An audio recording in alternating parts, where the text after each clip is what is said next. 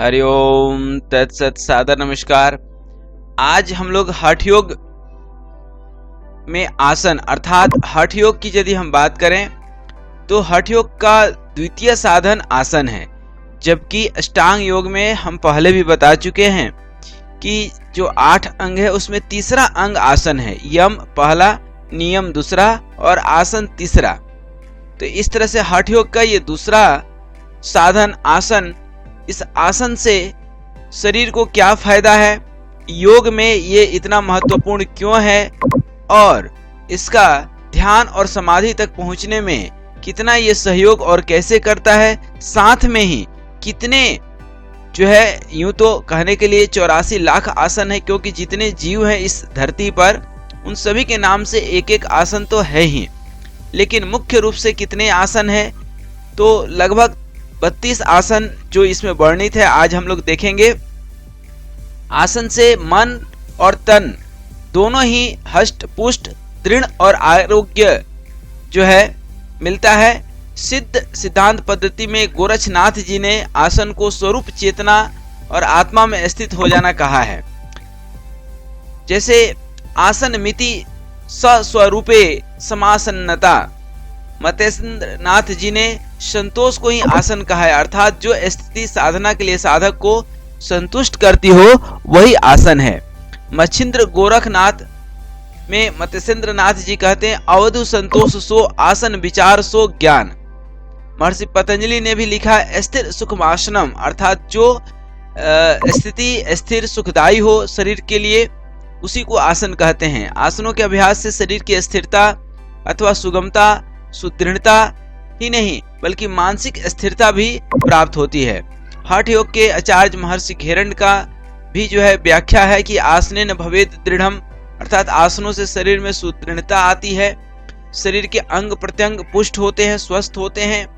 गोरक्षनाथ जी भी लिखते हैं कि जीविता कैदली मुआ बिछावन यूं बोल्या गोरस बाड़ी, अर्थात आत्मा से और मुक्ता का अभिप्राय जड़ शरीर से है। आसन के द्वारा शरीर बस में रहता है। यह हठ योग प्रतिपिका में भी आसन के बारे में लिखा गया है। फिर गोरखबाड़ी में भी कहा गया है कि निश्चय आसन पावनाम ध्यान अग्नि कंद न जाई, अर्थात आसन प्राण और ध्यान के स्थिर होने पर अथवा सिद्ध होने पर शरीर की जीवनी शक्ति अग्नि और वीर्य नष्ट नहीं होते। आसन दृढ़ करी धरो ध्यान, अर्थात आसन जब दृढ़ हो जाए, आसन करने में सुगमता आ जाए, शरीर सुदृढ़ हो जाए तो ही ध्यान में जो है सिद्धि प्राप्त हो पाती है। इस तरह से आसनों के नियमित अभ्यास से शरीर पर पूर्ण नियंत्रण स्थापित किया जा सकता है। शरीर के अंग प्रत्यंग जो है मजबूत होते ही होते हैं, साथ में जठराग्नि प्रदीप्त होने से पाचन शक्ति तेज होती है, मोटापा दूर होता है, चर्बी खत्म होती है, रीढ़ की हड्डी जो पूरे शरीर का आधार है वह भी मजबूत होता है। सुषुम्ना नाड़ी में जो है ऑक्सीजन का प्रवाह, प्राण वायु का प्रवाह और साथ में ही जो है अनेकानेक जो है बीमारी हड्डी का हो या नर्वस सिस्टम का हो, जैसा कि आप देख पा रहे हैं सभी तरह के जो ग्लैंड्स हैं, चाहे वो पिट्यूटरी ग्लैंड्स हो, पीनियल ग्लैंड्स हो, थायराइड ग्लैंड्स हो, पैराथायराइड ग्लैंड्स हो, थाइमस हो, हाइपोथैलेमस थैमस हो, टेस्टिज हो, ओवरीज हो, पैंक्रियाज हो, लीवर हो, ये सारे ग्लैंड्स जो है बहुत अच्छे से काम करने लगते हैं। अर्थात इस आसन को सिद्ध कर लेने पर ध्यान करना आसान हो जाता है और फिर व्यक्ति समाधि और मोक्ष की ओर जो है बढ़ जाता है। अर्थात सिद्ध, पद्म, भद्र ये सब आसन के कुछ नाम हैं जो कि जो है यहाँ वर्णित है घेरंड संहिता में, और ये सभी आसन आज हम लोग देखेंगे कि कैसे कैसे होता है। तो ये आसन है, इन सभी आसनों को जो है हम लोग एक एक करके देखेंगे। तो आइए हम जो है सबसे पहले सिद्धासन की बात करते हैं। तो अब आप ये पोज देख करके, ये चित्र देख करके, ठीक ना, आप अंदाज लगा सकते हैं कि कैसे करना है, इसकी विधि भी हम बता देंगे। तो सिद्धासन मुख्यतः ये ध्यानात्मक आसन है। 4 तरह से आसन करते हैं। एक तो आप बैठ करके करते हैं, एक पीठ के बल लेट करके करते हैं, तीसरा पेट के बल लेट कर करते हैं और चौथा है खड़ा होकर करते हैं। तो ये बैठ करके करने वाला आसन है जिसको हम लोग ध्यानात्मक आसन कहते हैं। यह सिद्धासन, इसमें दोनों पैरों को सामने फैला करके बैठते हैं। बाएं पैर को मोड़कर एड़ी को जो है गुदा और उपस्थ के मध्य सिवनी नाड़ी पर इस प्रकार रखते हैं कि जिससे तलवा दाहिने जंघ की पिंडली के बीच स्थित हो जाती है। इससे क्या होता है, सिवनी नाड़ी के अंदर जाने से स्पाइनल कोड का जो अंत वाला भाग है उसको हम लोग सिवनी नाड़ी के नाम से जानते हैं और वहां से बाहर की तरफ ऊर्जा निकलना बिल्कुल बंद हो जाता है, ठीक है ना। तो इस तरह से आप सिद्धासन को एक एड़ी को दूसरे एड़ी के ऊपर रखते हैं और ये जो एड़ी है वह कहाँ होगा, दोनों सिवनी नाड़ी के, एक सिवनी नाड़ी के नीचे और एक सिवनी नाड़ी के ऊपर रहेगा, ठीक है ना। तो ये दोनों हाथ घुटनों पर ज्ञान मुद्रा की स्थिति, ज्ञान मुद्रा अर्थात तर्जनी उंगली को अंगूठे से स्पर्श कराते हैं और इसमें जो है मूल बंद रखते हैं। फिर यहाँ पर कंठ मूल के ऊपर हृदय में स्थित करते हैं और दृष्टि जो है भूमध्य पर रखते हैं, अर्थात आज्ञा चक्र सामने बिल्कुल, मतलब यूं आप समझिए कि नाक के अग्रभाग को देखना है। और इस सिद्धासन से जो है सिवनी नाड़ी प्रभावित होती है जो मन की काम वासना शांत करती है, जिससे ब्रह्मचर्य बना रहता है, अर्थात मन जो है काम विकार में नहीं भटकता है। यह प्राण और मन पर संयम बनाए रखता है तथा स्नायु संस्थान को अर्थात नर्वस सिस्टम को भी जो है स्पाइनल कॉर्ड को ये बहुत ही सुव्यवस्थित और मजबूत रखता है। दूसरा आसन हम देखते हैं पद्मासन। पद्मासन, पद्म संस्कृत शब्द है, इसका अर्थ होता है कमल। जब ये आसन आप लगाते हैं, ये आप उल्टा भी लगा सकते हैं, बाएं पैर को दाएं जंघे पर और दाएं को बाएं जंघे पर, और उल्टा भी कर सकते हैं। तो ये कमल के फूल के तरह चूंकि दिखता है इसलिए इसको पद्मासन कहते हैं। ये जो है इसमें ध्यान देने वाली बात है कि साइटिका और रीढ़ के नीचे के भाग से यदि कोई व्यक्ति पीड़ित है तो उनको नहीं करना चाहिए। आध्यात्मिक और ध्यानात्मक साधन है और भोजन करने के 3-4 घंटे के बाद ही करना चाहिए। बच्चे या जो है विवाहित युवा इसका अभ्यास 30 मिनट से अधिक कदापि न करें। और जो है सामान्य स्थिति में, जैसे कि हमने आपको बता दिया, इसमें आपके रीढ़ की हड्डी गर्दन बिल्कुल सीधी रहेगी। दृष्टि जो है नासिका के अग्रभाग पर केंद्रित रहना चाहिए और श्वास सहज रखें। बिल्कुल धीरे धीरे श्वास आएगा जाएगा, इसमें कहीं कोई जो है न तेज सांस लेना है न छोड़ना है, ठीक है। और इसमें चूंकि आप प्राणायाम भी कर सकते हैं, लेकिन जब प्राणायाम नहीं कर रहे हैं तो बड़े आराम से जो है आप जो है श्वास को जो है श्वास प्रश्वास जो है आराम से करेंगे। और पद्मासन के ही अनेक भेद हैं, अर्ध पद्मासन, उत्थित पद्मासन, गुप्त पद्मासन, बद्ध पद्मासन इत्यादि। इस आसन के अभ्यास से पैर की नाड़ियां नसें शुद्ध और पुष्ट हो जाती हैं। फाइलेरिया और गठिया में भी लाभ पहुंचता है। पद्मासन में बैठकर पेट की पसलियों को ऊपर खींचने तथा फिर यथास्थिति रखने से पाचन शक्ति बढ़ती है। पैर के भी दोष और रोग दूर हो जाते हैं, भूख बढ़ती है। पद्मासन में गुदा और उपस्थ के आसपास की नाड़ियां और नसों को ऊपर खींचने से बीर्ज विकार नष्ट होते हैं। जिनको स्वप्न दोष वगैरह होता है उनके लिए ये रामबाण का काम करता है। लेकिन कैसे करना है कि पद्मासन में बैठ करके और नस नाड़ियों को, उपस्थ के सभी नस नाड़ियों को, गुदा को ऊपर की ओर खींचना है, फिर छोड़ देना है, फिर खींचना है, फिर छोड़ देना है। उसी तरह मेरुदंड सीधा रखने से सुषुम्ना नाड़ी भी गतिशील हो जाती है और पद्मासन से शरीर की स्थिरता से मन स्थिर और एकाग्र हो जाता है। लेकिन पद्मासन में कुछ सावधानी भी रखने वाली बात है, और ये सावधानी क्या है, साइटिका हो या मेरुदंड के निचले हिस्से में दर्द की स्थिति में पद्मासन नहीं लगाना चाहिए। और पद्मासन को प्रारंभ में अधिक देर तक नहीं करना चाहिए, धीरे धीरे अभ्यास आप बढ़ा सकते हैं। तो ये था आपका क्या, पद्मासन, जो मैं बार बार दिखा रहा हूँ। तो इस फिगर को दिमाग में रखना है, इस फिगर को देख करके आप कर सकते हैं अभ्यास। अब जो है भद्रासन, भद्रासन जो है वस्तुतः वज्रासन में बैठते हैं, ठीक है ना।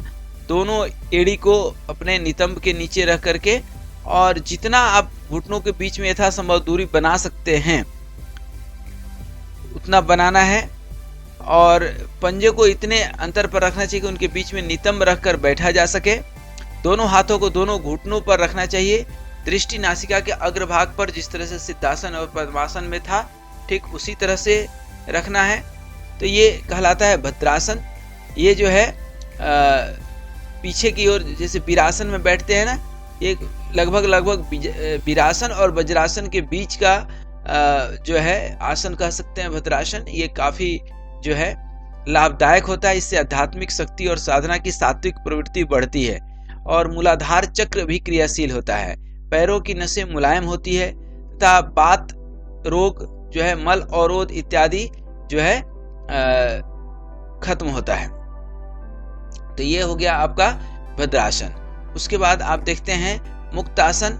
मुक्तासन जो है सिद्धासन का ही सामान्य रूप मुक्तासन है। दोनों पैर को सामने फैलाकर सबसे पहले जैसे सिद्धासन में आप बैठे थे बिल्कुल ठीक वैसे ही बैठ जाइए और दोनों पैरों के पंजों को एक दूसरे की जांग और पिंडली के बीच इस प्रकार लगाएं कि पंजे दिखाई न दें और दोनों हाथों के दोनों घुटनों पर ज्ञान मुद्रा की स्थिति में आप बैठ जाएं। तो इससे सिवनी नाड़ी के सीधे प्रभावित होने से ब्रह्मचर्य की शक्ति बढ़ती है और स्नायु संस्थान को शांत, स्थिर और सशक्त बनाता है। आइए वज्रासन। वज्रासन अर्थात जिससे वज्र नाड़ी से ये संबंधित है। वज्र नाड़ी का सीधा संबंध पाचन संस्थान से होता है जिससे जठराग्नि प्रदीप्त होती है। और ये वज्रासन जो है आप देखिए पहले कैसे बैठते हैं वज्रासन। ये वज्रासन है, बहुत ही बढ़िया आसन है। यह एकमात्र आसन है जो आप भोजन के बाद भी आप कर सकते हैं। ये जो है वज्रासन में बैठा कैसे गया है आप देख सकते हैं बड़े ही आराम से। वज्रासन के कई सारे हमारे खुद के वीडियो हैं तो वो भी आप देख सकते हैं और इससे जो है पाचन शक्ति बहुत तेज हो जाती है। यह बहुत ही सामान्य है कि दोनों पैर को मोड़कर घुटनों के बल इस प्रकार बैठे कि दोनों पैर के अंगूठे मिले हों, एड़ी अलग अलग हो तथा दोनों घुटने परस्पर सटे हों। नितंब दोनों एड़ियों के बीच होना चाहिए। मेरुदंड एवं गर्दन सीधी रखकर दोनों हाथों को घुटने पर रखें। यह एकमात्र आसन है जिसे भोजन के बाद करने से लाभ मिलता है। वज्रासन के अभ्यास से तो जैसा कि बताए कि पाचन शक्ति बढ़ती है, जठराग्नि प्रदीप्त होती है। कमर दर्द, कटी स्तंभ और पीठ की वेदना में भी यह आसन बड़ा उपयोगी है। घुटनों का दर्द, साइटिका और रीढ़ के निचले भाग के विकारों में भी यह लाभ पहुंचाता है। फिर हार्निया की जो बीमारी होती है कई बार उसके भी कष्ट में ये आराम पहुंचाता है। स्वास्तिक आसन, ये भी एक बहुत ही शानदार आसन है। स्वास्तिक आसन अर्थात स्वास्तिक का जो प्रतीक बनाते हैं घरों में उससे मिलता जुलता है। तो ये बहुत आसानी से आप कर सकते हैं। इसमें दोनों पैर के सामने की तरफ फैलाकर जैसे दंडासन में बैठते हैं। इसके बाद बाएं पैर को मोड़कर पंजे को दाईं जांघ की मांसपेशियों के पास रखना है और दाएं पैर को मोड़कर उसकी उंगलियों को बाईं जांघ और पिंडलियों की मांसपेशियों के बीच रख देना है। अर्थात दोनों पैरों की उंगलियां दोनों जांघों और पिंडलियों के बीच में रहनी चाहिए। दोनों हाथ दोनों घुटनों पर ज्ञान मुद्रा की स्थिति में रखें और श्वास प्रश्वास सहज रखें। इस आसन से रीढ़ की स्थिरता बनी रहती है जो ध्यान के लिए उपयोगी है। यह सुषुम्ना नाड़ी में प्राण का उचित प्रवाह करने में सहायक है जिससे मन एकाग्र होता है। सावधानी के लिए इसमें साइटिका और रीढ़ की हड्डी के निचले भाग में फोड़ा आदि विकार होने पर यह आसन वर्जित है। तो ये ध्यान रखना है कि स्वास्तिक आसन भी एक ध्यानात्मक आसन है। एक आसन आता है सिंहासन। इसका बहुत फायदा है खास करके उन बच्चों में जो थोड़ा देर से बोलते हैं, जिनका आवाज जो है सुस्पष्ट नहीं है, उनके लिए ये रामबाण है। आप देख सकते हैं कि वज्रासन में बैठे और वज्रासन में किस तरह से आप बैठे हैं और वज्रासन में बैठते हुए फिर दोनों घुटनों को थोड़ा सा दूरी पे बना लेते हैं। यहाँ पर देखिए जितना दूरी कर सकते हैं और उसके बाद दहाड़ मारना है एक शेर के तरह। ठीक है, इसके लाभ क्या है? तो इससे जो है गले के जो भी रोग है वो तो लाभ पहुंचता ही है।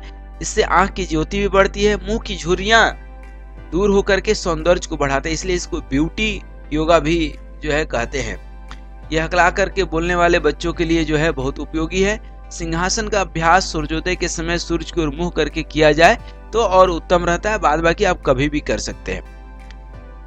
अब अगला आते हैं हम लोग गोमुखासन। देखिए ये गोमुखासन जो है इसको भी हम लोग सुंदरता के ही ब्यूटी योगा में ही रखते हैं, क्योंकि इससे भी चेहरे की सुंदरता जो है निखरती है।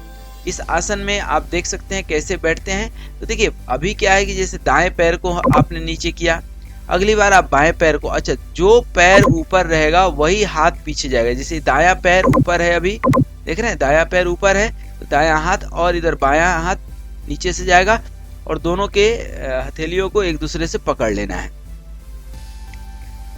इस आसन में चूंकि शरीर की आकृति गौ माता के मुख के जैसा हो जाता है, इसलिए गोमुखासन कहते हैं। दोनों ये विधि है, विधि हमने लगभग आपको बता दिया। और इस तरह के कोई भी आसन में जैसा कि हम बता चुके हैं कि गर्दन, मेरुदंड ये सब बिल्कुल सीधा रखेंगे, श्वास प्रश्वास बिल्कुल सामान्य रहेगा, मन को आज्ञा चक्र पर केंद्रित रखना है। यह बात रोगों को दूर करने में उपयोगी है। हाइड्रोसिल का बढ़ना भी रोक देता है। ये डायबिटीज में बहुत फायदेमंद है और किडनी के भी बीमारी को ठीक करके इसकी कार्य क्षमता को बढ़ाता है। अब अगला आइए वीरासन। वीरासन में कुछ इस तरह से भी बैठते हैं और एक दूसरा भी जो वज्रासन वाला हमने बताया था वो भी एक है। तो ये वीरासन में बैठने का है कि वज्रासन में बैठकर दाहिने पंजे को घुटने के पास रखकर दाएं केहूनी दाएं घुटने पर हथेली को ठोड़ी पर रखे तो बाएं हाथ को, और इसी का ठीक उल्टा भी कर देना है। ठीक है, तो इसमें जो है गहन चिंतन मनन के लिए यह उत्तम आसन माना जाता है वीरासन। ठीक है, जिनका एक पैर पोलियो अथवा गठिया से पीड़ित हो उस पैर को मोड़कर अभ्यास करने से मन एकाग्र करने में सफलता मिलती है और यह आसन मन में निर्भीकता का भाव पैदा करती है तथा चिंता और निराशा को भी दूर करती है। उसके बाद ये आप देख सकते हैं क्या है, धनुरासन। ठीक है, धनुरासन आपको ये फोटो देख करके ही काफी कुछ क्लियर हो रहा होगा। धनुरासन इस आसन में चूंकि पेट के बल करने वाला, अभी तक जो कर रहे थे बैठ करके करने वाला आसन था सब, अब जो कर रहे हैं वो क्या है आपका पेट के बल लेट करके करने वाला आसन है। तो सबसे पहला जो आपने देखा वो क्या है, धनुरासन। इस आसन से शरीर की आकृति धनुष की तरह हो जाती है, इसलिए इसको धनुरासन कहते हैं। और जो है विधि हमने आपको बता दिया। और इसमें भी यथासंभव जितना देर तक, देखिए आसन में सबसे महत्वपूर्ण है कि यथाशक्ति यथा क्षमता करें, देखा देखी बिल्कुल नहीं करना है। योग और आसन करने की जो सावधानियां हैं उसके ऊपर कई सारी जो है हमारी वीडियो है, आप देख सकते हैं। ठीक है, तो इनके जो लाभ आप देखेंगे तो अनेक लाभ है। ये गैस वायु के रुकावट को दूर करने में सहायक होता है, कब्ज नहीं होता है, ठीक है, और जो है मोटापा जो है कम होता है, शरीर की लंबाई भी बढ़ती है। इसमें ध्यान रखने की बात है कि चूंकि ये शुरू में थोड़ा टफ रहता है, कठिन रहता है, तो आप 30 सेकंड से 1 मिनट तक कर सकते हैं। और यदि थकावट महसूस होता है तो इसके बाद शवासन या मकरासन कर सकते हैं। ये मृतासन या इसी को कहते हैं शवासन। ये देखने में बहुत आसान आसन है लेकिन करने में बहुत कठिन है, क्योंकि इसमें शरीर को मन से जोड़ने की क्रिया है। ठीक है, तो मन जब तन के साथ रहता है तो बड़ा शांत और सुकून रूप से रहता है। ठीक ना, इसमें जो है शरीर को निश्चेष्ट जो है कर देते हैं। अब ये पीठ के बल लेट करके अंग प्रत्यंग को बिल्कुल ढीला छोड़ देते हैं, बिल्कुल ढीला।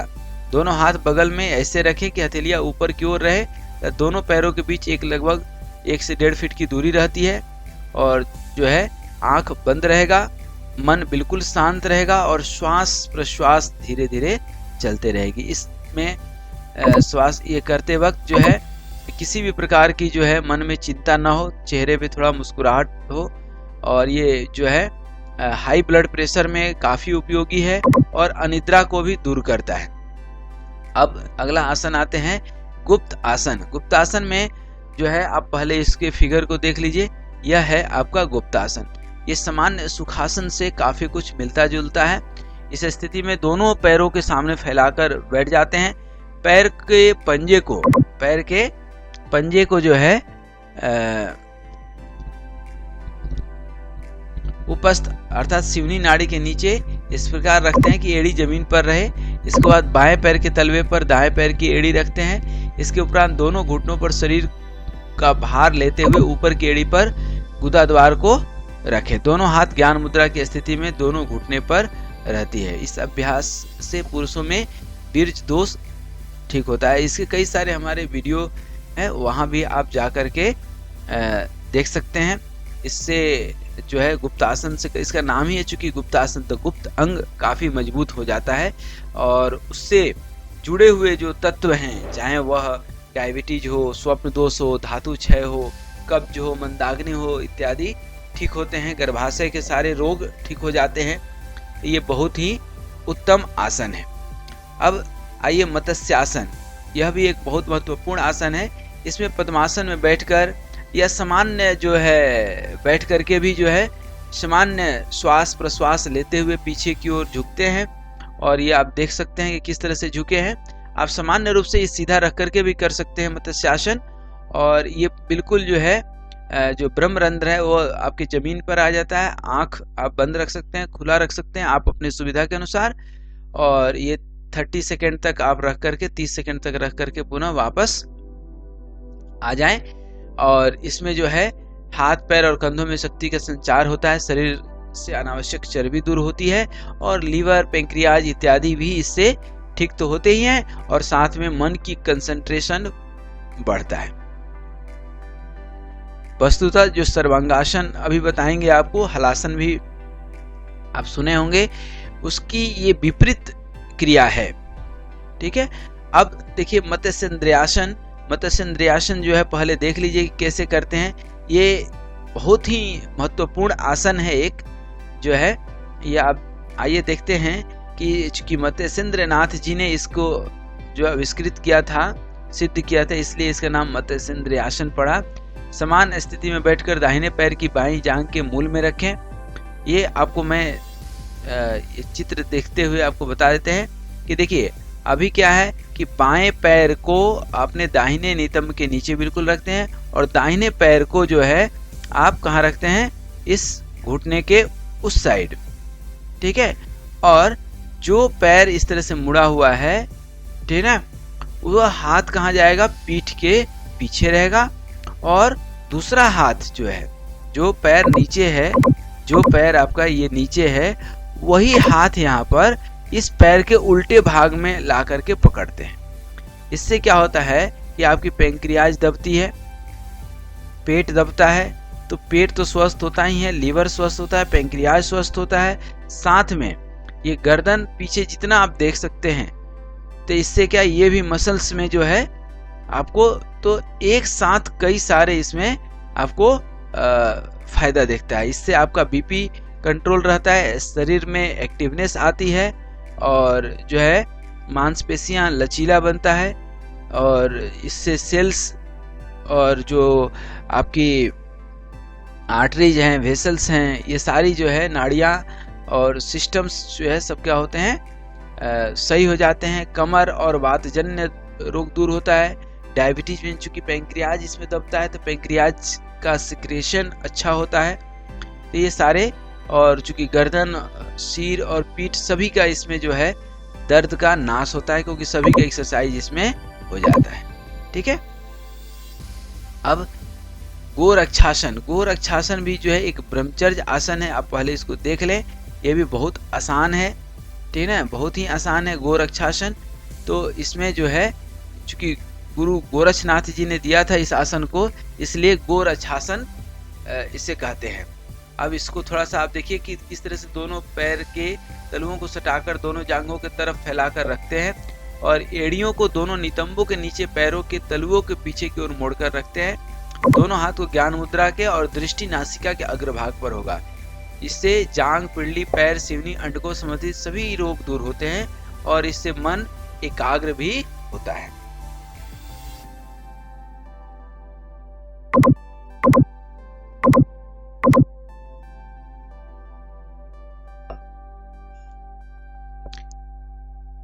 पश्चिमोत्तासन, ये तो प्रायः आप करते हुए देखे जाते हैं। इस तरह से ये आसन है। दंडासन में बैठ करके हाथ से पहले इस पैर के पंजे को पकड़ना है और नाक से जो है आपको घुटने को सटाना है। सिंपल है। और श्वास को रोकना नहीं है, श्वास छोड़ते हुए नीचे जाना है। फिर यथाशक्ति श्वास प्रश्वास चलने दें, ठीक ना। इस आसन के अभ्यास से आलस्य नष्ट होता है, शरीर में ताजगी आती है, पेट को हल्का और जठराग्नि को प्रदीप्त करता है, पेट की अनावश्यक चर्बी को कम करता है और डायबिटीज में उपयोगी है। ये मेंटल नर्वस सिस्टम को भी जो है स्थिर रखता है और आध्यात्मिक शक्ति को बढ़ाता है। ध्यान रहे कि जो गर्भवती माताएं बहनें हैं वो 3 माह के बाद न करें, और जिन लोगों की आंत बढ़ गई हो या लीवर में कोई विकार हो, पेट संबंधित कोई बड़ा रोग हो, तो इस आसन को करने से बचें। ठीक है। अब इसके बाद हम लोग देखते हैं कौन सा आसन, उत्कटासन, ठीक है। ये उत्कटासन जैसे वज्रासन में बैठते हैं उसी तरह से नितंब को एड़ियों पर रखते हुए हम बैठे हैं। आप पीछे से सपोर्ट ले सकते हैं। जिस तरह कुर्सी पर बैठा जाता है उसी तरह बिना कुर्सी के ही बैठने की शैली उत्कटासन कहलाती है। और इसमें जो है सर्वप्रथम सीधे खड़े हो जाएं, उसके बाद शरीर को धीरे धीरे नीचे की ओर करते हुए जांघों और घुटनों को सम रेखा में लाने का अभ्यास करें। घुटनों जो है और जांघों को। फिर जब यह संभव हो जाए तब केवल दोनों पैर के अंगूठों को जमीन पर टिकाकर एड़ी उठाकर दोनों पैरों के पंजों या अंगूठे पर ही शरीर का पूरा भार डालकर अभ्यास करें। इस आसन को बैठकर करने पे गुदा स्थान की एड़ियों के ऊपर रखा जाता है, लेकिन एड़ियां जमीन पर न रहे। जिन लोगों के पैर कमजोर होते हैं उन्हें इस आसन से लाभ होता है। इस आसन से मलाशय शुद्ध होता है, मल विसर्जन खुलकर होता है। बात करें महिलाओं का, तो महिलाओं को इसका अभ्यास नहीं करना चाहिए। संकटासन, अब पहले तो उत्कटासन देख लीजिए। उत्कटासन लेडीज को नहीं करना है। दूसरा जो है संकटासन, अर्थात खड़े होकर सब बैठकर दोनों स्थितियों में ये किया जाता है। आप पहले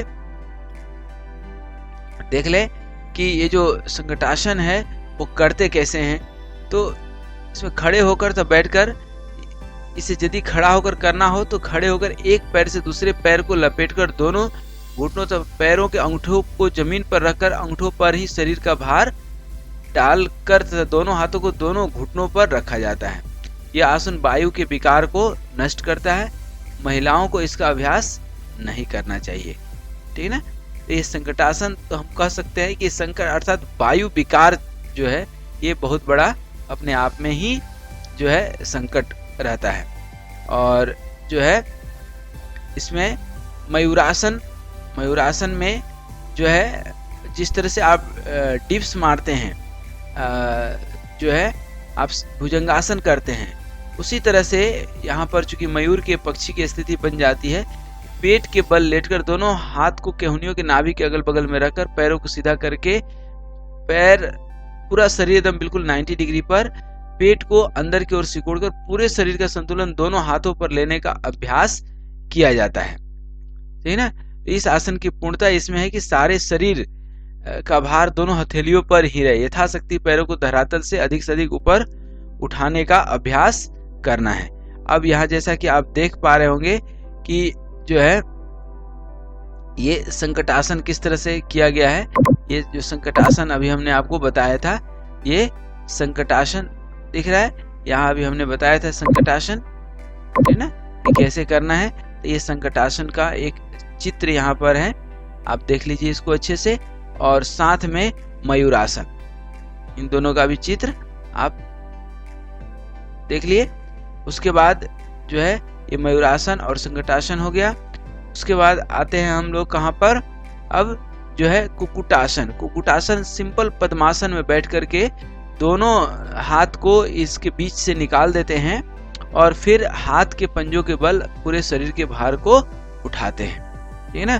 कुक्कुट का अर्थ होता है चूंकि मुर्गा, ये मुर्गा की तरह चूंकि स्थिति बन जाती है इसलिए इसको कुक्कुटासन कहते हैं।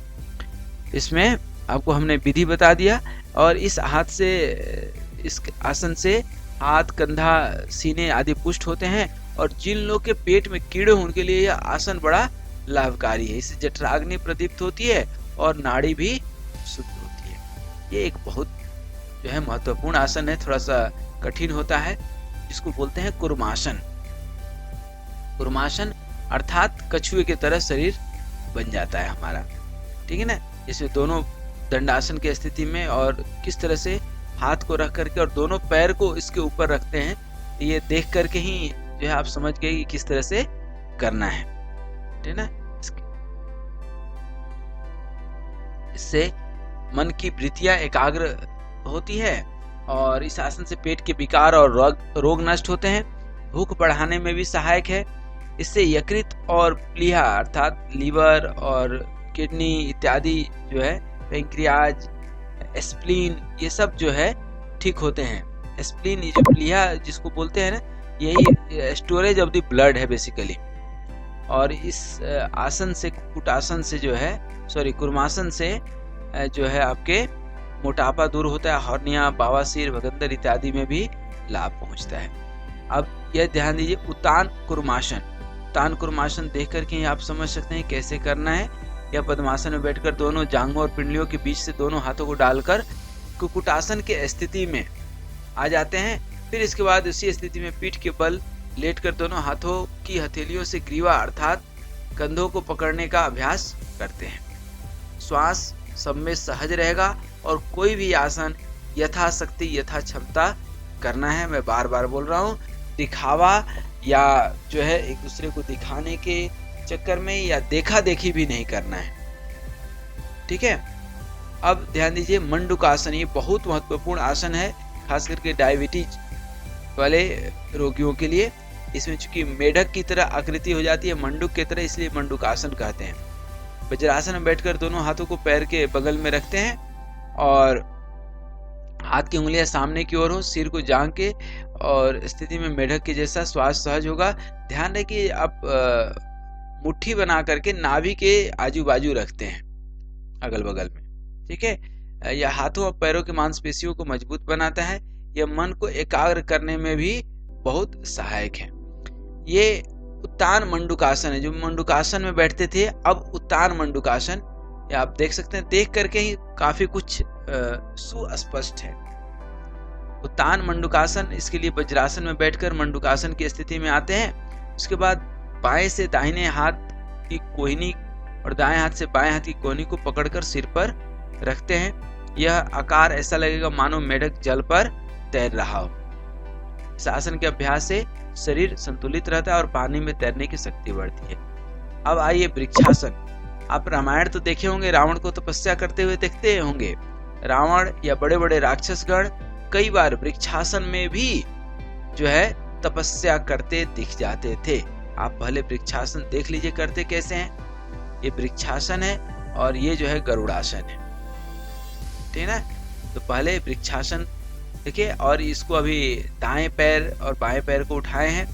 इसी तरह से आप उल्टा भी कर सकते हैं, तो इससे जो लाभ होता है, ठीक ना, इसमें पैरों का कंपन और सीने का दर्द नष्ट होता है। इस आसन से शरीर में बल एवं मन में स्थिरता आती है। गरुड़ासन, इस स्थिति में गरुड़ की आकृति बन जाती है। आप देखिए, गरुड़ की आकृति बन गई, इसलिए इसको गरुड़ासन कहते हैं।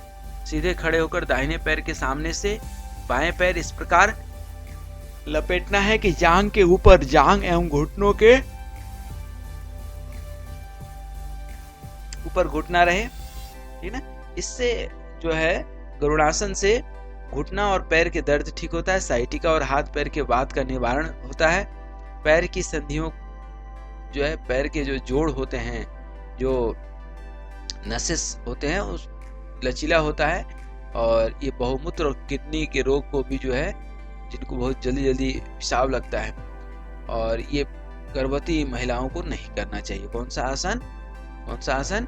गरुड़ासन। ठीक है, अब आप देखेंगे ये वृक्षासन, ठीक ना, कुछ लोग इसको वृषासन भी कहते हैं। तो बेसिकली इसमें जो है बैल की तरह आकृति हो जाती है, इसीलिए इसको वृषासन कहते हैं। दाहिनी एड़ी पर गुदा को टिकाकर उसके दूसरे पैर को बाईं ओर से घुमाकर पीछे की ओर जमीन पर स्पर्श कराना है। देख लीजिए, बहुत ही सिंपल है। और इसका उल्टा भी करना है। ये अभी जैसे दाएं पैर को इधर किए हैं, अब इसको ऐसे करके बाएं पैर को पीछे करेंगे। ठीक ना, इससे पैर में शक्ति आती है और वीर्य का वर्धन होता है। इसलिए इसको ब्रह्मचर्य आसन के श्रेणी में रखते हैं। शलभासन, इसकी चूंकि टिड्डा की आकृति हो जाती है, ठीक है ना, ये पूर्ण शलभासन है। और एक पैर को उठाते हैं तो अर्ध शलभासन कहलाएगा, ठीक है ना। पेट के बल लेटकर करने वाला यह आसन है। और पेट के बल लेटकर दोनों हाथ को बांधकर कमर जोड़ पर नाभि के नीचे रखना है। प्रारंभ में श्वास लेते हुए बाएं एवं दाएं पैर को क्रम से अधिकाधिक जमीन से ऊपर उठाना है।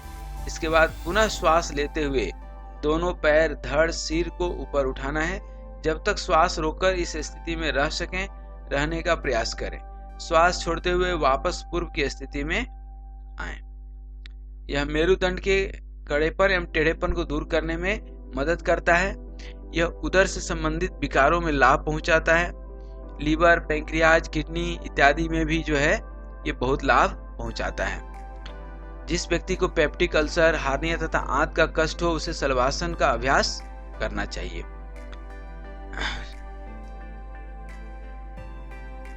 मकरासन,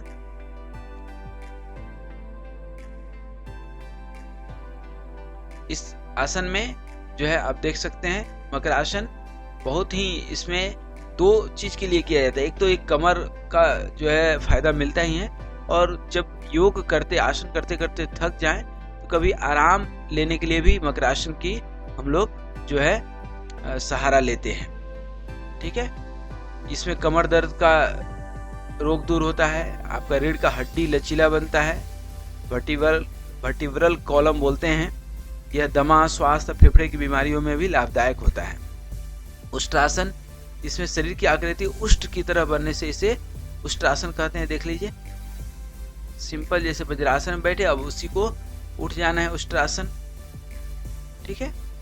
तो इस आसन के लिए वज्रासन में बैठकर दोनों घुटनों के बीच दूरी बनाना है। फिर घुटने के बल खड़े होकर के श्वास अंदर लेते हुए कमर, छाती या सिर को पीछे की ओर झुकाना है, ठीक है। और दोनों हाथ से पैरों को, टखनों को पकड़े और तब तक जो है श्वास अंदर रोक सके तब तक इसको रोक करके रखना है, ठीक है। अब आ जाते हैं हम लोग जो है नेक्स्ट आसन है हमारा जो है आपका भुजंग आसन। भुजंग का मतलब क्या होता है? भुजंग का मतलब होता है सांप। सांप कभी कभी आप देखे होंगे तो सांप कभी इसी तरह से बैठता है। सांप जो है इसी तरह से बैठता है, तो इसीलिए हम लोग इसको जो है भुजंग आसन कहते हैं, ठीक है। और ये आप देख सकते हैं भुजंगासन। भुजंगासन में जो है कई सारे फायदे हैं। इसको देख करके कई बार जो आसन करते हैं रेगुलर, वो आसन की स्थिति को देख करके भी इसमें बता सकते हैं कि इस आसन से क्या क्या लाभ होने वाले हैं, ठीक है। तो ये जो है भुजंगासन में आप देखेंगे तो इस जो है पेट के बल आप लेट करके इसको करते हैं और दोनों हाथ को दोनों बगल में रखकर जो है दोनों पैरों को सीधे रखें। इसके बाद हथेलियों को दोनों बगल में लगाकर श्वास लेते हुए धीरे धीरे नाभि से ऊपर छाती, गर्दन एवं सिर को जमीन से ऊपर उठाना है और हाथ पर बल देते हुए जो है यथासंभव शरीर को ऊपर ले जाना है। इससे लाभ आप देखेंगे तो एक तो आपका रीढ़ का हड्डी मजबूत हो जाता है, ठीक है ना। जठराग्नि ज्वलित होती है, जठराग्नि तेज होती है, लीवर, पैंक्रियाज इत्यादि जो है, और स्त्रियों के अंडाशय तथा गर्भाशय को सबल बनाने में भी यह आसन बहुत उपयोगी है। तो इस तरह से जो है ये हुआ आपका भुजंगासन। अब जो है आप देखेंगे पवन मुक्ता। एक तो योगासन अर्थात पद्मासन अथवा सुखासन में बैठकर पूरक मतलब श्वास को भरना है अपने पेट में और उसे थोड़े समय के लिए रोकना है, फिर श्वास को छोड़ देना है। दृष्टि आपके नासिका के अग्रभाग पर स्थिर रहेगी, इसी को योगासन बोलते हैं, ठीक है ना। और उपयुक्त जो ऊपर अभी तक आप देखे 32 आसन अभी तक हम लोग देख लिए, ये सभी विशेष उपयोगी हैं इसके लिए, हठ योग के लिए। इसके अलावा जो है ये आप देख सकते हैं कुछ जो बहुत महत्वपूर्ण है, इसको बोलते हैं पवन मुक्त आसन। नाम से ही स्पष्ट है कि इस आसन के द्वारा मुख और गुदा द्वार से उदान और अपान वायु शरीर से बाहर निकाली जाती है, इसलिए इसे पवन मुक्त आसन कहते हैं। यह पेट के बल लेटकर श्वास छोड़ते हुए बाएं पैर को घुटनों से मोड़ते हुए पेट को दबाएं तथा पैर के घुटने पर नाक को लगाएं, जितनी देर तक हो सके रोकें। फिर हम बात कर रहे हैं कि यथाशक्ति यथा क्षमता करना है। पुनः इस क्रिया को दाएं पैर के साथ करें, बाएं पैर के साथ करें और जो है एक एक करके करते हैं तो ये अर्ध पवन मुक्तासन कहलाता है। इससे वात जन्य जो पेट के गैस वगैरह हो जाती है, जिनको गैस की बीमारी होती है, उससे ठीक होता है। पित्त और कफ के प्रकोप का भी निवारण होता है, पेट की शुद्धि होती है, गठिया रोगों में भी बड़ा लाभ होता है। यह आसन गर्भवती महिलाओं को नहीं करना चाहिए। अब आइए देखते हैं पवन मुक्तासन के बाद एक होता है सुप्त वज्रासन। सुप्त वज्रासन अर्थात वज्रासन में बैठ करके और ये पीछे की ओर आपको करना है। इसमें श्वास लेते हुए भुजाओं और कोहनियों के सहारे पहले आपको केहूनी और हाथ के सहारे ही पीछे आना पड़ेगा, झुकना पड़ेगा और सिर जमीन में धनुषाकार बना करके घुटने को जमीन पर सटे रहने दीजिए। हाथ को बक्ष या जांघ पर रख लेना है, जैसे यहाँ पर आप देख रहे होंगे। नेत्र बंद करके शरीर को ढीला छोड़ दें और 30 सेकेंड 1 मिनट जितना यथाशक्ति आप रुक सकते हैं रुके। इस आसन से जो है अमाशय के रोग, कब्ज आदि ठीक होते हैं। मस्तिष्क से जोड़ने वाले रीढ़ की मुख्य स्नायु जो स्पाइनल कॉर्ड होते हैं वो जो है ठीक होते हैं। इसमें टीबी के रोग को या टीबी की जिसको बीमारी है उनको नहीं करना चाहिए। ठीक है। एक और महत्वपूर्ण आसन देखिए, यह है सर्वांगासन। ठीक ना। सर्वांगासन सभी आसनों की मां कही जाती है। यह पीठ के बल लेटकर दोनों पैर को घुटने से मोड़ें, दोनों पैर को ऊपर करें, धीरे धीरे 15 डिग्री, 30 डिग्री, 60 डिग्री, उसके बाद सीधा 90 डिग्री पर जैसा कि अभी आप देख रहे हैं उठा लिए हैं। ठीक ना। और इसको रोकना है, इतना देर रुक सकते हैं रुके। और इससे चूंकि सर्वांगासन नाम से ही स्पष्ट है कि इसमें सभी अंगों का आसन हो जाता है, इसीलिए इसको कहते हैं क्या, सर्वांगासन। इसके अभ्यास से थायराइड, पैराथायराइड जो है ग्लैंड से हार्मोन सिक्रेशन प्रॉपर होने लगता है और सभी तरह के वात रोग नष्ट हो जाते हैं। जो आपके पैंक्रियाज है, लीवर है, उसमें भी पहुंच जो है लाभ होता है। हाइड्रोसील, हाथ पांव इत्यादि के दर्द भी इससे ठीक होते हैं। ठीक ना। और इसके बाद जो है सर्वांगासन के बाद शवासन या उष्ट्रासन या मत्स्यासन, सुप्त वज्रासन, जो भी आसन हो विपरीत जरूर करना चाहिए।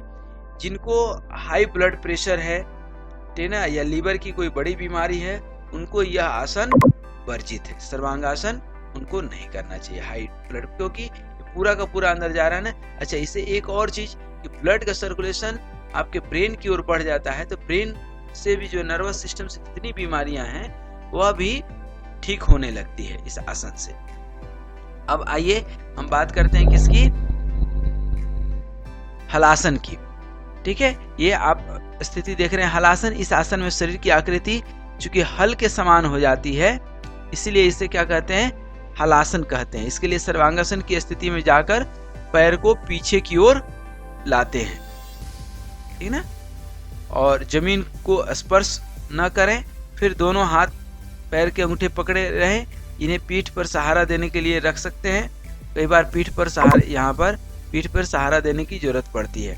हलासन से जितने भी पेट की बीमारी है, पेट संबंधी, वो ठीक हो जाते हैं। जठराग्नि ठीक हो जाती है, डायबिटीज ठीक होता है, इंटेस्टाइन की जो है क्रियाशीलता बढ़ जाती है, पीठ की कमजोरी दूर हो जाती है, बवासीर रोग ठीक होता है, मेरुदंड वर्टिब्रल कॉलम भी ठीक रहता है। ठीक है ना। तो ये सारे इसके फायदे हैं। इसके बाद यदि हम ध्यान दें तो ये क्या है, कर्ण पीड़ासन बोलते हैं इसको। देखिए, कर्ण को दबाते हैं, कान को दबाते हैं। ठीक है ना।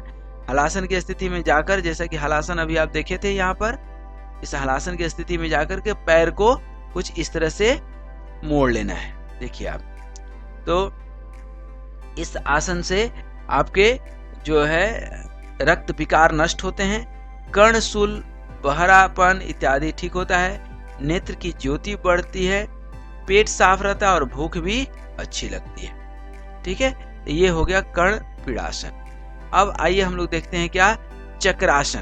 ठीक है ना, चक्रासन और तड़ासन दोनों ही बहुत ही लाभकारी आसन है, खास करके उन बच्चों के लिए जिनकी हाइट कम है या हाइट उनकी बढ़ नहीं रही है। चक्रासन में सबसे पहले देखें कि पेट के बल लेट करके, पेट के बल आराम से पहले लेट करके और दोनों घुटनों से मुड़कर तलुओं के सहारे शरीर को खड़ा रखते हैं। दोनों हाथों को दोनों कानों के पास इस प्रकार रखते हैं कि उंगलियां कंधे की ओर हो। फिर श्वास लेते हुए हाथ और पैर के सहारे पूरे शरीर को अब ऊपर उठाते हैं। हाथों को पैरों की ओर ले जाकर शरीर को गोलाकार बनाने का प्रयास करते हैं। इस प्रकार चक्राकार आकृति के कारण यह चक्रासन कहलाता है। पूर्व स्थिति में आने के लिए श्वास छोड़ते हुए आराम से उठ करके आ जाए। उसी तरह से तड़ासन, अच्छा इससे पूछिएगा कि सर चक्रासन से फायदा क्या है, ठीक है ना। तो चक्रासन के अभ्यास से पैर और जांग तो मजबूत होते ही हैं, साथ में स्पाइनल कोड मजबूत होती है, ब्रेन के जो नर्वस सिस्टम है वो तंदुरुस्त हो जाते हैं, नाड़ियाँ शुद्ध होती है, डायबिटीज में और जो है क्या बोलते हैं अल्सर में, ठीक ना, और टीबी वगैरह की बीमारी में, और गर्दन की यदि कोई बीमारी है तो सारी बीमारियां इससे ठीक होती हैं, ठीक ना। जिन्हें हाई ब्लड प्रेशर है उनको ये चक्रासन नहीं करना चाहिए, ठीक है। अब आते हैं तड़ासन। शरीर को ताड़ के वृक्ष की तरह खींचना ऊपर की ओर। ये देखिए एड़ी उठी हुई है, ऊपर की ओर शरीर को खींचना है जितना आप खींच सकते हैं, ठीक है। इससे लंबाई तो बढ़ती है और मेरुदंड भी इससे लचीला होता है, ठीक है। अब आते हैं एक और इम्पोर्टेंट आसन है, महत्वपूर्ण आसन है नौकासन। ये तो पेट के बल भी कर सकते हैं और पीठ के बल भी कर सकते हैं, ठीक है। पेट के बल लेटकर दोनों पैर को सीधा रखते हैं, दोनों हाथों को भी सिर के ऊपर से आगे करके नमस्कार की मुद्रा में रखते हैं। फिर श्वास लेकर पेट को फुला लेते हैं। हाथ और पैर में तनाव से शरीर को इस तरह से ऊपर उठाएं कि आगे से नमस्कार की मुद्रा में दोनों हाथ सिर और वक्ष स्थल नाभि तक ऊपर उठे तथा पीछे की ओर से दोनों पैर जांग पूरा उठा रहे। फिर पेट के बल आगे पीछे नौका की तरह शरीर को हिलाते हैं। इससे स्नायु की जो ब्रेन है उसकी दुर्बलता और टेंशन ये सब खत्म होता है, और जो है पेट आंत और जो है जिनके पेट में कृमि हो जाती है, ठीक है ना, वर्म्स हो जाते हैं, उसके लिए भी यह जो है बहुत ही उपयोगी आसन है। एक आसन और देखिए, वीर्य स्तंभासन, ठीक है ना। इसके नाम से ही स्पष्ट हो गया, सीधे खड़े होकर दोनों पैर को फैला देना है।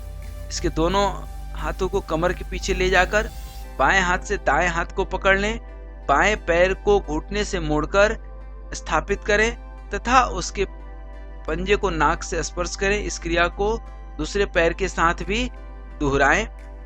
इस आसन के अभ्यास से भुजदंडों, कमर जो है, हथेली इत्यादि सुदृढ़ होते हैं। बीर्ज संबंधी सभी विकार दूर हो जाते हैं, मूत्र संबंधी विकार दूर होते हैं और डायबिटीज में ये बहुत फायदेमंद होता है, ठीक है। अब आ जाएं वृश्चिकासन। क्या वृश्चिकासन, ये मयूरासन का ही जो है ये बिच्छू देखे होंगे, ठीक है ना। बिच्छू की तरह जो है इसकी आकृति हो जाती है, बिच्छू का डंक ये होता है ना इस टाइप से, ये वही चीज है। इस आसन के अभ्यास जो है पेट के बल लेटकर कंधों की कोहनियों के सहारे ऊपर उठकर पैर की ओर सिर पर्यंत मोड़कर किया जाता है। पैर को पीठ की ओर जो है उठा करके धीरे धीरे अभ्यास बढ़ाते रहना चाहिए। शुरू में दीवार वगैरह का सहारा ले सकते हैं इसमें। इस आसन के अभ्यास से हाथ और जो है बहुत हाथ और बाहुबल मजबूत हो जाता है। इससे पिट्यूटरी ग्लैंड्स, पिनियन ग्लैंड्स ये सब भी ठीक होते हैं, बवासीर का रोग नष्ट होता है और शरीर में जो हार्मफुल केमिकल्स हैं वो भी बड़े आसानी से इससे निकलते हैं। अब एक और आसन है, अच्छा इस आसन को जो है महिलाओं को नहीं करनी चाहिए। उसके बाद सशंकासन। सशंकासन अर्थात इसमें खरगोश की आकृति की तरह शरीर हो जाता है, इसलिए इसको सशंकासन कहते हैं। और कभी ब्रेन में पानी चले जाता है ना, नाक वगैरह में पानी चले जाता है, कई बार पानी पीते वगैरह सरक जाता है, तो इस तरह से करके रखना चाहिए जिससे कि पानी निकल जाए। ठीक है, ये वज्रासन में बैठकर दोनों हाथ को श्वास लेते हुए सिर के ऊपर उठाना है। रीढ़ की हड्डी सीधी रहती है, श्वास प्रश्वास बहुत ही नॉर्मल चलता है और यह मानसिक चिंता और तनाव को दूर करके और क्रोध पर भी नियंत्रण रखता है। अब आगे आते हैं हंसासन और शीर्षासन। देखिए हंसासन, हंस के जैसा शरीर बन जाता है। उकड़ू में बैठ करके पहले उकड़ू में बैठते हैं, मलासन जिसको बोलते हैं, और धीरे से हाथों के बल पर पैर के घुटने जो है आपके केहूनी के ऊपर रख करके धीरे से जो है उठा देते हैं शरीर को। इस आसन के अभ्यास से नर्वस सिस्टम बहुत स्ट्रांग हो जाता है। जो अरुचि, अपच, खांसी इत्यादि है वो भी ठीक होता है। अब हम लोग अंतिम छोर पर पहुंच चुके हैं। अब ये शीर्षासन कहते हैं ना, कोई बहुत परेशान करता है तो भाई हम शीर्षासन करा देंगे, अर्थात यह एक प्रमुख आसन ही नहीं बल्कि आसनों का राजा इसको कहते हैं। योगी और गृहस्थ दोनों जीवन को संयमित और शरीर तथा मन को स्वस्थ रखने के लिए शीर्षासन का अभ्यास कर सकते हैं। हठ योग में शीर्षासन विपरीत करणी मुद्रा के रूप में स्वीकार किया जाता है। यह महत्वपूर्ण यौगिक क्रिया में संपूर्ण शरीर का भार सिर के हथेलियों के सहारे जमीन पर लगाते हुए स्थिर किया जाता है। इसका सिद्धांत है कि ब्रह्मरंध्र स्थिर सहस्त्रार्थ चक्र से द्रवित अमृत का नाभि देश में स्थित सूर्य द्वारा शोषण न हो जाए, इसलिए शीर्षासन अथवा विपरीत करणी मुद्रा का विधान है।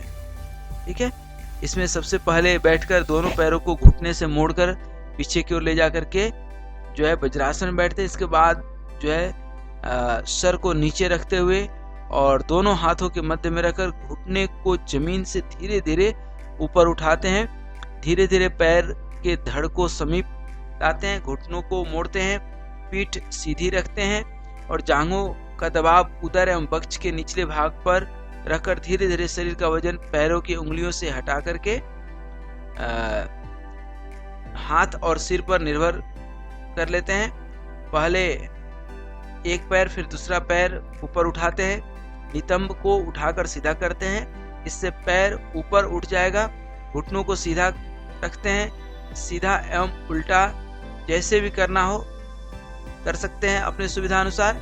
यह शीर्षासन जो है अनेकानेक लाभ से जो है और बीमारियों से आपको बचाता है, लाभ देता है। इससे मस्तिष्क में पर्याप्त रक्त पहुंचेगा, पूरा का पूरा रक्त जो है आपका क्या हो गया, मस्तिष्क में पहुंचने लगता है। तो मस्तिष्क, सूक्ष्म सेल, तंतु आदि पर्याप्त मात्रा में पोषक तत्व इसको मिल जाती है। तो इससे क्या होता है, स्मरण शक्ति भी बढ़ती है और जो है खून का संचार अच्छे से होता है, रोग प्रतिरोधक क्षमता बढ़ता है, महिलाओं के जो मासिक धर्म की गड़बड़ियां होती है वो भी ठीक हो जाती है और मेरुदंड के भीतर नीचे की ओर का सुषुम्ना का प्रवाह मस्तिष्क की ओर होता है और बीर्ज जो है ऊर्ध्वगामी होता है। शीर्षासन के बाद तड़ासन या शवासन अवश्य करना चाहिए, अन्यथा चक्कर आ सकता है। शरीर शोधन के बाद ही शीर्षासन का अभ्यास करना ज्यादा फायदेमंद होता है। ठीक है, तो मस्तिष्क संबंधी, रीढ़ की हड्डी, ये सब अनेकानेक जो है वो है जो कि फायदेमंद होता है। तो इस तरह से आज हम लोगों ने अनेकानेक आसन देखे। अब हम लोग अगले अध्याय में मुद्रा के बारे में पढ़ेंगे कि मुद्रा क्या होता है। तो आज यहीं तक। तो एक बार फिर से देख लेते हैं उल्टे दिशा में कि आज हम लोग कौन कौन से आसन देखे, तो ध्यान देंगे। तो शीर्षासन, हंसासन, सशंकासन, वृश्चिकासन। हर आसन का अपना अपना कुछ फायदा है, लेकिन आसन करते आना चाहिए और सही तरीके से करते आना चाहिए। वीर्ज स्तंभासन, ठीक है। नौकासन, कासन में बताए थे कि पीठ के बल भी हम कर सकते हैं। तड़ासन और चक्रासन, जिन बच्चों की उम्र के साथ हाइट नहीं बढ़ती है उनके लिए ये रामबाण का काम करता है। कर्णपीड़ासन बहरेपन को दूर करता है। हलासन, उसी तरह से सर्वांगासन, ये आसनों की जननी है, इसमें सभी अंग तंदुरुस्त रहते हैं। सुप्त वज्रासन, पवन मुक्तासन गैस संबंधी बीमारी के लिए रामबाण है। उसी तरह से भुजंगासन, सांप के तरह जो है आकृति करते हैं शरीर का। और उष्ट्रासन, मकरासन, उसी तरह से शलभासन, ये अर्ध, एक पैर को उठाएंगे तो अर्ध शलभासन हो जाता है, दोनों पैर को उठाते हैं तो क्या हो जाता है, पूर्ण शलभासन। ये वृक्षासन, बैल की तरह शरीर करते हैं इसलिए वृक्षासन कहलाता है। वृक्षासन, गरुणासन, गरुणासन महिलाओं को नहीं करनी चाहिए, मैंने पहले ही बता दिया था। वृक्षासन बहुत महत्वपूर्ण है शरीर के संतुलन के लिए। उत्तान मंडूकासन, मंडूकासन का ही विपरीत आसन है, इसमें बहुत ही फायदा पहुंचता है। यह मंडूकासन है। मंडूकासन जो डायबिटीज के पेशेंट हैं उनके लिए रामबाण का काम करता है। ठीक है। उत्तान कुर्मासन, कुर्मासन, ये कुर्मासन और उत्तान कुर्मासन। कुर्म मतलब आप कछुआ देखे होंगे, ठीक उसकी जैसी आकृति हो जाती है। कुक्कुटासन, मुर्गे की तरह, इसके कुक्कुटासन के बहुत भी लाभ है, बहुत सारे लाभ है। ये मयूरासन, ये थोड़ा सा टफ होता है, इतना आसान नहीं होता है।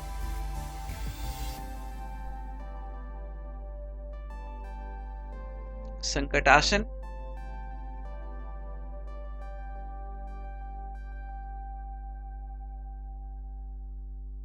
उत्कटासन, पश्चिमोत्तासन। पश्चिमोत्तासन से वर्टिब्रल कॉलम बहुत अच्छी हो जाती है। ये आपका गोरक्षासन, ये भी ब्रह्मचर्य आसन का ही एक रूप है। ये मत्स्येंद्रियासन, इससे भी अनेकानेक जो है बीमारियां ठीक होती हैं। ये मत्स्यासन।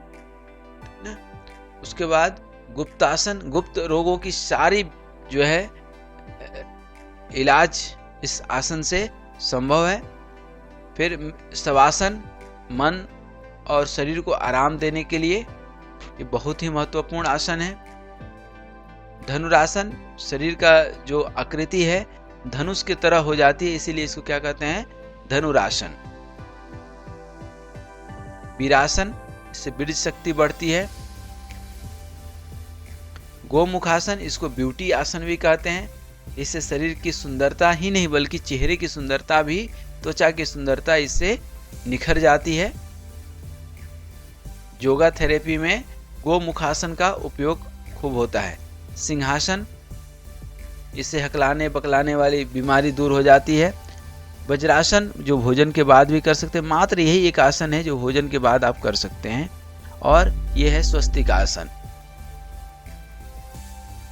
मुक्तासन, ठीक है, सिद्धासन का ही सामान्य रूप है मुक्तासन। ये भद्रासन, ये भी बहुत ही लाभकारी है। पद्मासन, ये सब ध्यानात्मक आसन है। और सिद्धासन जो सबसे पहला आसन था आपका, तो सबसे पहले तो जो है आप अनेकानेक प्रकार के जो आसन देखे, अब उसका जो है संक्षिप्त रूप से यदि श्लोक घेरण संहिता के अनुसार श्लोक की बात करें तो ये श्लोक हैं। अब इस श्लोक को याद रखिएगा, क्या है, सिद्धम पद्मम तथा भद्रम मुक्तम वज्रम च स्वास्तिकम सिंहम च गोमुखम वीरम धनुरासनमेव च मृतं गुप्तं तथा मत्स्यं मत्स्येन्द्रियासनमेव च गोरक्षं पश्चिमोत्तानम् उत्कटं संकटं तथा मयूरं कुक्कुटं कूर्म तथा चोतान कूर्मकम् उतान मंडुकं वृक्षं मंडुकं गरुडं वृषं सालभं मकरं चोष्ट्रं भुजंगम योगमासनम त्वांत्रिसंदासनानि तो मर्त्य सिद्धि प्रदानी च। अर्थात अभी हम लोगों ने 32 प्रकार के आसन जो घेरण संहिता में और हठ योग में वर्णित है वो तो हम लोगों ने देखा ही देखा, साथ में हम लोग लगभग 15 आसन ऐसे भी देखे जो इस 32 आसन के अलावे हैं, ठीक ना, जिसमें मुख्य रूप से ये आप वृश्चिकासन, जैसे 32 आसन तो आपके यही हो गए थे, देख लीजिए एक बार। ये देखिए योगासन तक 32 आसन हो गए थे।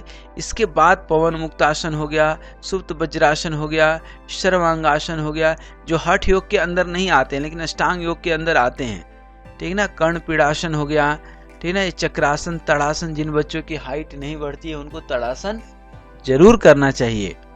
ये नौकासन करें, और ये जो है आपका ब्रिज स्तंभासन हो गया, वृश्चिकासन हो गया, शशंकासन हो गया, हंसासन हो गया, शीर्षासन हो गया।